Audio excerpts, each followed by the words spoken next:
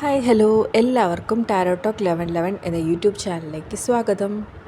So ഇന്ന് നമ്മൾ നിങ്ങളുടെ പേഴ്സൻ്റെ ഫീലിങ്സിനെ കുറിച്ചാണ് നമ്മൾ നോക്കാൻ പോകുന്നത്. ഇതൊരു ജനറൽ റീഡിംഗ് ആണ്. സോ നിങ്ങൾക്ക് റെസനേറ്റ് ആവുന്ന മാത്രം എടുക്കുക. ഓക്കെ, സോ നിങ്ങൾ നിങ്ങളുടെ പേഴ്സൻ്റെ പേര് മൈൻഡിൽ റിപ്പീറ്റ് ചെയ്യുക.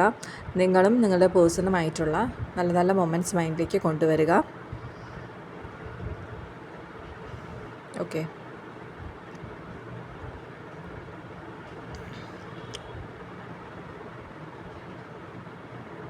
ഈ ഒരു റീഡിങ്സിലോട്ട് നിങ്ങളുടെ ഫോക്കസ് കൊണ്ടുവരേണ്ടതാണ്.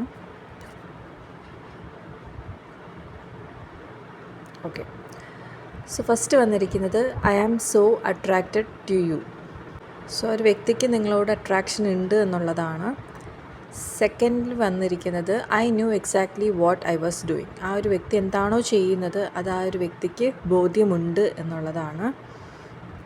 ആൻഡ് തേർഡ് വന്നിരിക്കുന്നത് we both know I am not the one for U.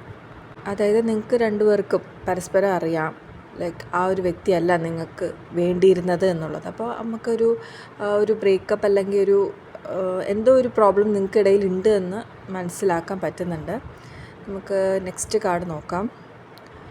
അടുത്തത് വന്നിരിക്കുന്നത് just being near you is intoxicating. അതായത് നിങ്ങളുമായിട്ട് അടുത്തിരിക്കുന്നത് അദ്ദേഹത്തിനൊരു റിലാക്സിങ് പോലെയാണ് എന്നുള്ളതാണ്. Next I am grateful for the spiritual lesson. അദ്ദേഹം പഠിച്ചുകൊണ്ടിരിക്കുന്ന ഒരു സ്പിരിച്വൽ ലെസണിന് നന്ദി പറയുന്നു. ആൻഡ് ഫൈനൽ ഒരു കാർഡും കൂടെ നമുക്ക് എടുക്കാം. Okay, you don't know how hard it was to let you go.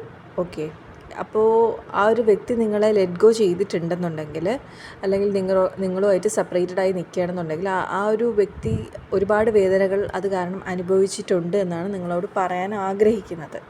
അപ്പോൾ ആ ഒരു വ്യക്തി ഈവൻ സൈലൻ്റായി ഇരിക്കുകയാണെങ്കിൽ കൂടിയും ആ ഒരു വ്യക്തിക്ക് നിങ്ങളോട് സ്നേഹമുണ്ട് എന്നുള്ളതാണ്. പിന്നെ ആ ഒരു വ്യക്തി നിങ്ങളോട് ചെയ്ത കാര്യങ്ങൾക്ക് ആ ഒരു വ്യക്തിക്ക് ബോധ്യമുണ്ട്, അല്ലെങ്കിൽ ആ ഒരു വ്യക്തി മനഃപൂർവ്വമാണ് ചെയ്തത്. ഈവൻ ആ ഒരു ഡിസ്റ്റൻസിങ് ആയാലും നിങ്ങളെ വേദനിപ്പിച്ചതായാലും അതൊക്കെ ആ ഒരു വ്യക്തി അറിഞ്ഞുകൊണ്ട് ചെയ്തതാണ്.